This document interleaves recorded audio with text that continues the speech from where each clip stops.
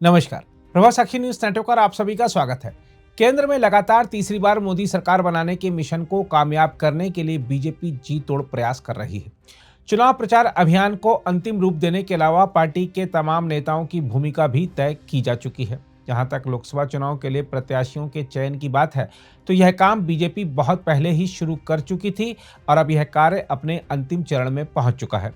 Party उम्मीदवारों की पहली सूची जल्द जारी होने की अटकलों के बीच चर्चाएं यह भी हैं कि इस बार बीजेपी अध्यक्ष जेपी नड्डा भी अपना पहला लोकसभा चुनाव लड़ सकते हैं। हम आपको याद दिला दें कि अमित शाह ने भी 2019 में बीजेपी अध्यक्ष पद पर रहते हुए अपना पहला लोकसभा चुनाव गुजरात के गांधीनगर से लड़ा था।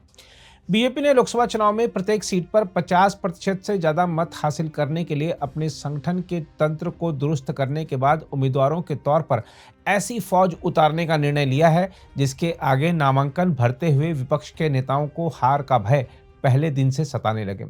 इसके लिए बीजेपी उम्मीदवारों के चयन के लिए कड़े और बड़े पैमाने तय करके आगे बढ़ रही है।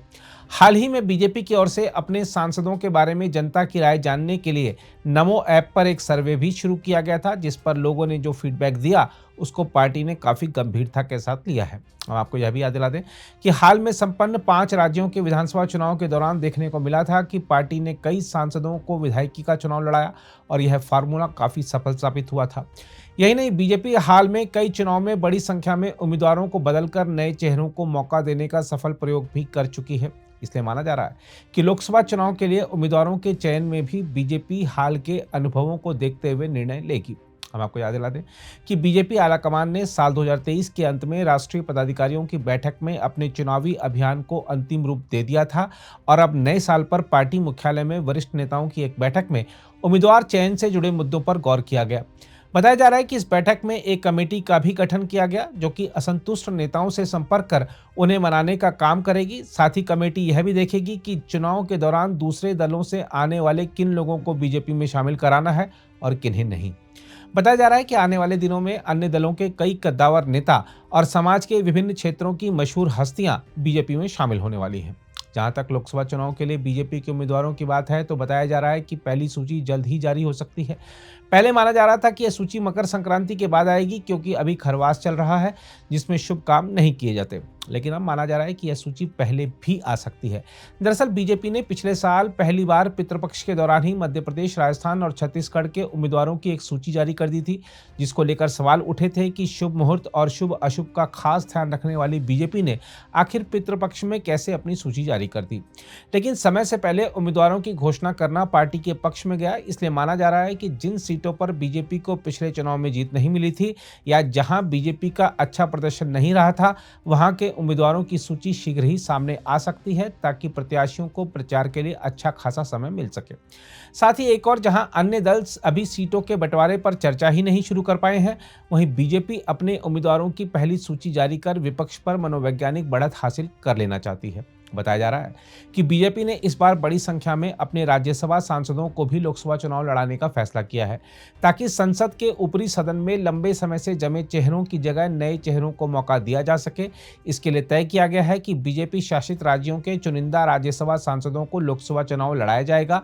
बीजेपी शासित राज्यों का चयन इसलिए किया गया है ताकि सीट छोड़ने वाले व्यक्ति की जगह आसानी से पार्टी का दूसरा उम्मीदवार राज्यसभा पहुंच सके। इसके अलावा उन राज्यसभा सांसदों को भी चुनाव लड़ने के लिए कहा जा रहा है जिनका कार्यकाल हाल ही में खत्म हुआ या जल्द ही खत्म होने वाला है। यह भी बताया जा रहा है कि कुछ राज्यसभा सांसदों ने खुद भी पार्टी से आग्रह किया है कि उन्हें लोकसभा चुनाव लड़ने का अवसर दिया जाए।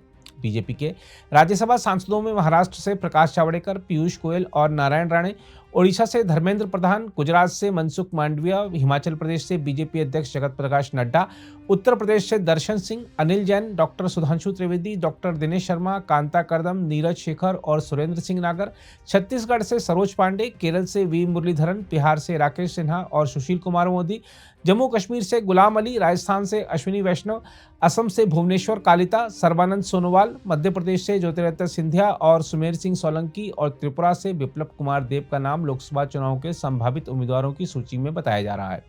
इसके अलावा पूर्व केंद्रीय मंत्री मुख्तार अब्बास नकवी और पूर्व सांसद सैयद जफर इस्लाम का नाम भी लोकसभा के संभावित उम्मीदवारों में बताया जा रहा है। इसके अलावा यह भी चर्चा है कि महाराष्ट्र में इस साल होने वाले विधानसभा चुनाव को देखते हुए कुछ विधायकों को भी लोकसभा चुनाव लड़ने का अवसर दिया जा सकता है। एक उपराज्यपाल का भी लोकसभा चुनाव लड़ना तय बताया जा रहा है।